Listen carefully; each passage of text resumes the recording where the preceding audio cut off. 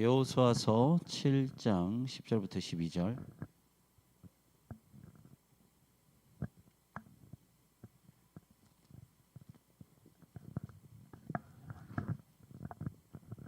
자, 세 절의 말씀이기 때문에 목사님하고 같이 읽도록 하겠습니다. 저 목사님이 가진 성경으로는 328페이지입니다. 328페이지 여호수아서 7장 10절부터 12절까지 말씀. 자, 같이 읽도록 하겠습니다. 시작. 여호와께서 이르시되 일어나 어찌하여 이렇게 엎드렸느냐. 이스라엘이 범죄하여 내가 그들에게 명령한 나의 언약을 어겼으며 또한 그들이 온전히 바친 물건을 가져가고 도둑질하며 속이고 그것을 그들의 그러므로 이스라엘 자손들이 그들의 원수 앞에 능히 맞서지 못하고 그 앞에서 돌아섰나니 이는 그들도 온전히 바친 것이 됨이라. 그 온전한 바친 물건을 너희 중에서 멸하지 아니하면 내가 다시는 너희와 함께 있지 아니하리라. 아멘. 우리 다시 한번 기도합니다. 사랑과 은혜 풍성하신 하나님 아버지의 말씀 앞에 섭니다.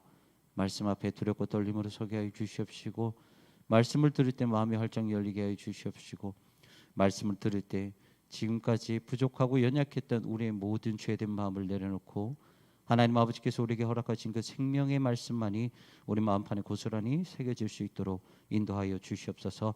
주님 말씀하시옵소서. 저희가 듣겠나이다. 감사드리며 예수님의 이름으로 기도하옵나이다. 아멘. 자, 우리 여호수아서 이제 7장 10절부터 12절 이제 마지막 프리캠프 말씀이에요. 여호수아서 7장 말씀을 가지고 할 건데 이제 내일부터 1박 2일 이제 여름 수련회를 드디어 갑니다. 저희 선생님들하고 목사님은 이미 한 30번 갔다 온 것 같아요. 이미 너무 피곤해서 그래도 은혜 가운데 수련회를 잘 마무리하리라 믿습니다. 자, 오늘은요 우리가 여호수아 7장의 말씀, 이스라엘 백성들이 지은 그 죄에 대해서, 순종하지 못한 것에 대해서 우리가 좀 한번 살펴볼게요. 자, 사람들이 열심히 살아가기 위해서는 이제 두 가지 정도가 필요한데, 첫 번째는 이 자존감이라는 것이 필요합니다. 그래서 자존감이 높은 사람은 어떻게 보면 약간 좀 이렇게 부정적인 상황을 맞닥뜨렸을 때 그것들을 잘 이겨내고 다시 한번 진취적인 그런 이제 삶을 살아가게 되죠. 하지만 자존감이 상대적으로 낮은 사람은 똑같이 부정한 상황이 들어왔을 때 시간이 조금 걸리고 어려움을 좀 더 겪게 됩니다. 그래서 사람들이 살아가는 그 삶의 질을 높이기 위해서는 자존감이 높을 필요가 있고 자존감이 필요하다는 거죠. 그리고 또 하나 중요한 것이 있어요. 바로 인내와 노력입니다. 여러분들에게 추천할 책이 있어요. 여러분들 이 책은 한 번은 좀 읽어보실 필요가 있어요. 그릿이라는 책인데 엔젤라 더크워스라는 이 여성 작가분이 쓰신 그릿이라는 책이 있는데요.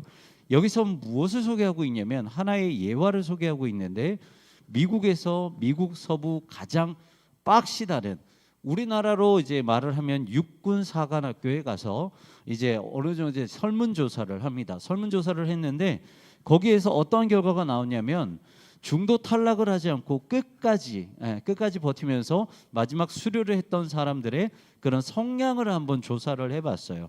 그런데 그 성향을 조사를 해봤더니 마지막까지 끝까지 살아남은 자들의 그 사람들의 성향을 봤더니 스펙이 중요한 것이 아니라 끝까지 남고자 하려고 했던 인내와 끈기가 그들을 남게 했다라고 기록을 하고 있어요.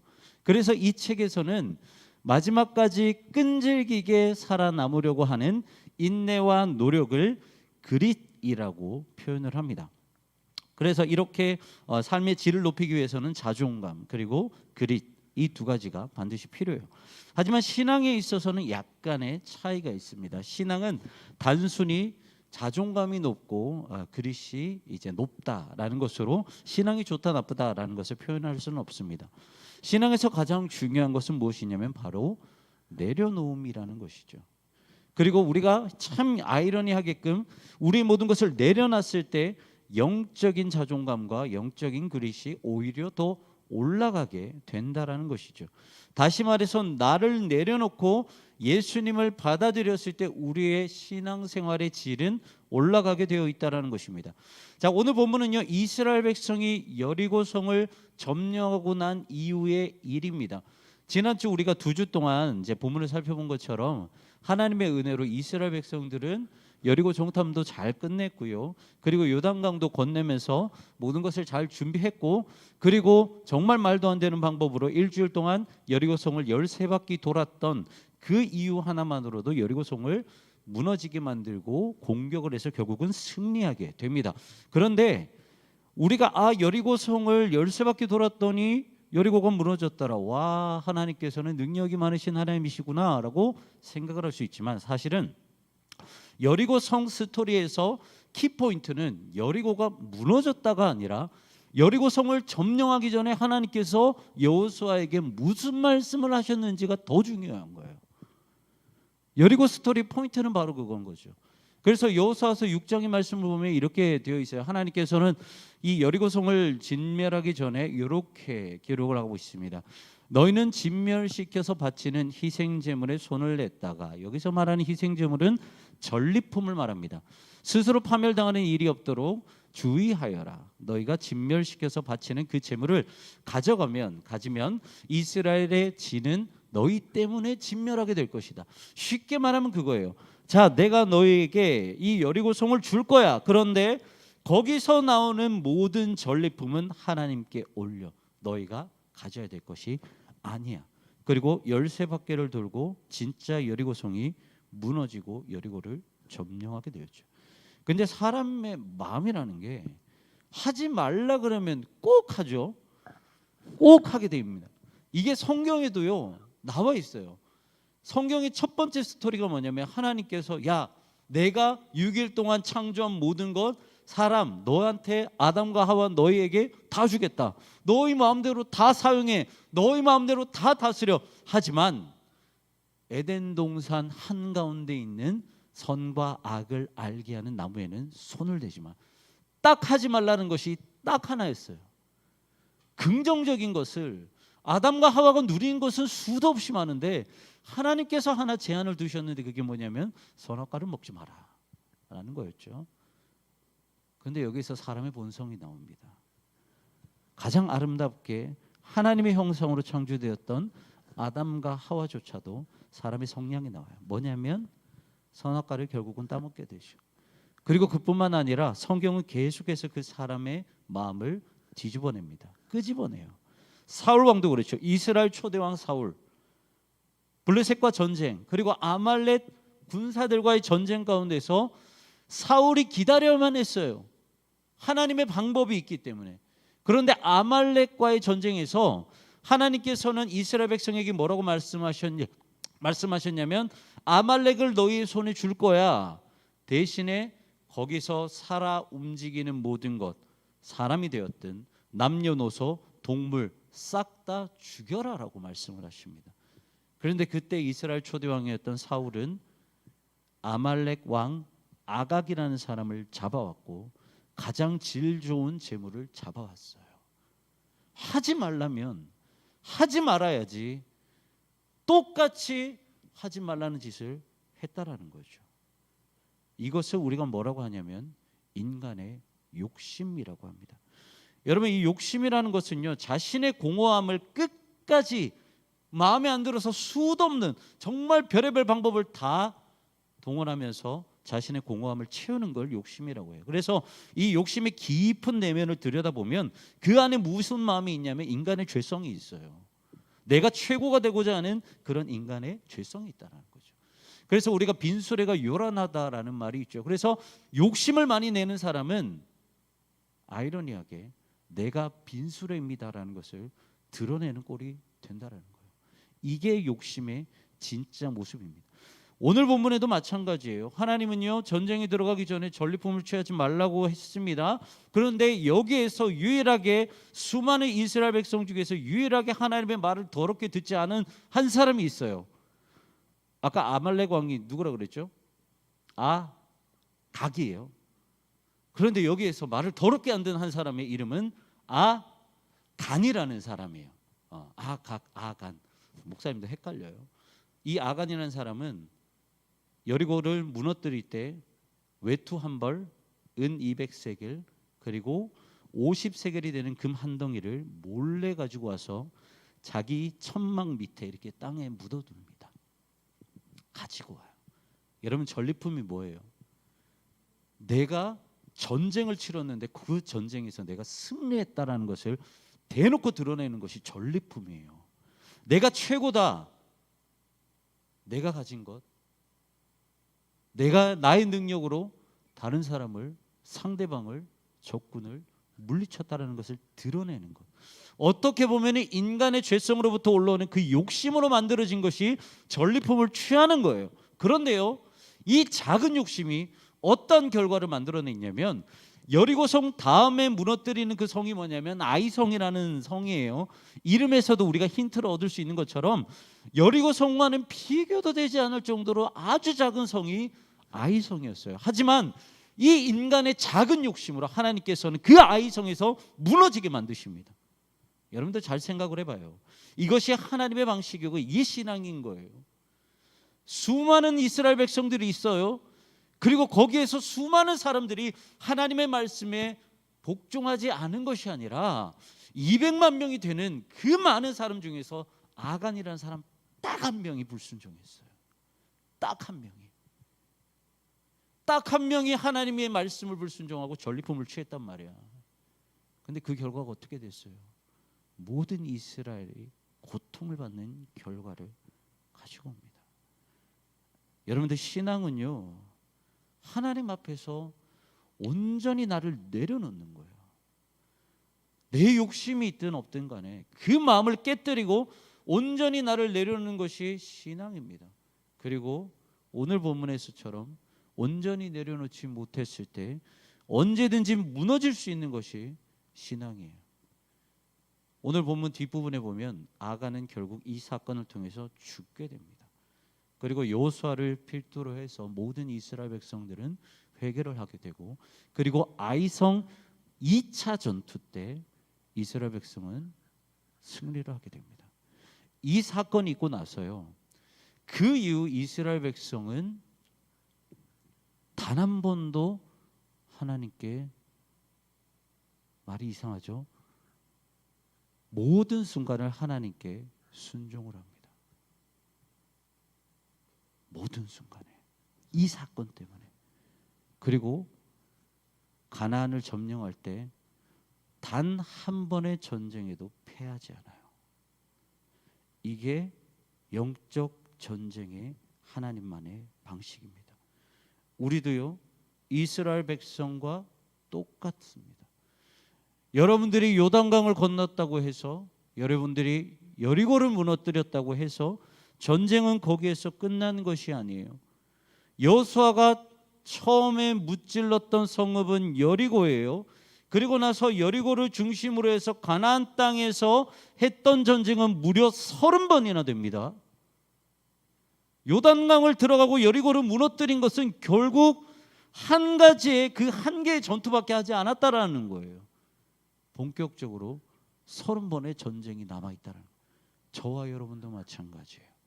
여기까지 달려오느라 수고 많았습니다. 하지만 결국은 여러분들이 앞으로 싸워야 할 전쟁은 지금부터 시작이라는 거예요.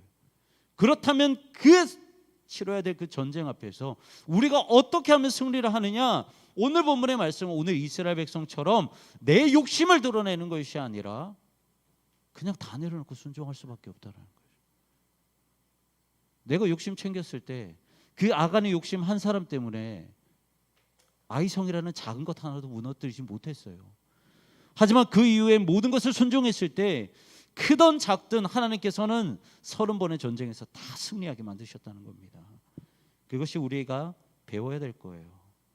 여러분들이 아무리 여러분들의 생각이 고귀하다 할지라도, 여러분들이 계획이 완벽해 보인다 할지라도, 여러분들의 생각과 여러분들의 계획이 최선의 것이라고 생각이 든다 할지라도 그것조차도 하나님 앞에 내려놓으셔야 된다는 거예요. 여러분들, 오늘 설교 제목이 나의 끝 예수의 시작이에요. 무슨 말이냐면 내가 끝나야 예수님이 일하신다라는 거죠. 하나님이 여러분 곁에 아무리 있다고 하더라도 예수 그리스도께서 저 하늘 보좌 우편에서 여러분들을 위해 중보하기 위해서 기다린다 하시더라도 여러분들 안에 여러분들의 것으로 계속해서 채운다 그러면 하나님이 일하지 못하세요. 결국은 내가 끝이 나야 하나님께서 일하신다라는 거죠. 그것이 우리가 수련회 때 해야 될 몫이에요. 이제 1박 2일 내일부터 수련회예요. 정말 우리 선생님들 고생하셔가지고 정말 고생 많이 하셨어요. 이게 1박 2일이 더 힘들어요. 2박 3일보다. 1박 2일 동안 정말 열심히 준비하셨고 한 달 넘는 그 시간 거의 뭐 2달 됐나요? 오랜 시간 동안 정말 회의에 준비해 많은 것들을 준비해 놓으셨어요. 여러분들은 오셔서 은혜 받기만 하면 되고요. 재밌게 프로그램에 참여하시기만 하면 돼요. 그런데 여러분들이 유일하게 가지고 와야 될 것이 있어요. 뭐냐면 내려놓는 거예요. 내가 그 자리에서는 작정하고 내려놓겠다. 내 마음이 어떻든 나의 불편함이 어떻든 무엇이 되었든 나는 그 자리에서 내려놓겠다. 그리고 하나님께서 일하게 하시겠다라는 그 마음은 선생님들이 챙겨주지 못해요. 목사님이 챙겨주지 못해요. 여러분들이 가지고 오셔야 되는 거예요. 그랬을 때 1박 2일의 그런 짧지만 이 수련회 가운데 여러분들에게 은혜가 될 수 있다라는 거죠. 여러분들 진짜 목사님은 여러분들에게 축복합니다. 목사님이 전에도 한번 이야기 말씀드린 적이 있어요. 목사님은 오늘까지 여러분들에게 하필이면 여기는 다가 그러니까 뭐라고 말을 못 하겠어요. 다가 여기는 저 안 가는 놈들한테 좀 말을 하고 싶은데 다 가요. 최성수 우리 저기 유튜브 나가고 있죠? 자, 유튜브를 시청하고 있는 전국에 우리 여러분들 가셔서요. 1박 2일이에요. 우리 집회 한 번이에요. 모든 걸 다 내려옵시다. 그리고 은혜를 쟁취합시다. 가나안에 들어간 것, 여리고를 무너뜨린 것 그것만으로 그치는 것이 아니라 그 이후에 진짜 여러분들이 싸워야 될 그 전쟁에서 승리하시기를 축복합니다. 이번 우리 수련의 주제가 리커넥션이에요. 코로나로 인해서 끊어졌던 하나님과의 관계를 다시 한번 이어가자라는 그 의미가 우리 수련의 주제입니다. 다시 한번 연결되기를 바라요. 그 연결되어서 포도나무가 이 포도라는 열매가 포도나무에 연결이 되어 있어야지만이 열매를 맺는 것처럼 다시 한번 여러분들의 그 심령이 예수 그리스도와 연결이 되기를 소망합니다. 자, 악보 좀 주시겠어요? 우리 두 번째 불렀던 찬양 우리 한번 부르고요. 함께 기도했으면 좋겠습니다. 네. 오늘 찬양이 뭐냐면요. 주 앞에 나오는 거예요. 주 앞에 나와 제사를 드리네. 마음을 열어 내 삶을 드리네. 뭐예요? 나를 내려놓고 나를 온전히 드리겠습니다. 나를 내려놓고 온전히 드리겠습니다. 이 말씀이에요. 우리 함께 고백하도록 하겠습니다. 주 앞에 나와 주 앞에 나와 제사를 드리네. 마음 열어 내 삶을 드리네. 주를 봅니다. 끝없는 사랑 회복시. 우리 한 번 더 고백할까요? 주 앞에 나와 주 앞에 나와 제사를 드리네. 마음 열어 내 삶을 드리네. 주를 봅니다. 끝없는 사랑 나 회복시키네. 회복시키. 우리 고백할까요? 이제 눈 들어 이제 눈 들어 주 보내. 그 능력 날 새롭게 해. 주님의 사는 날 만지시 모든 두려움 사라지네. 폭풍 속에도 주 붙들고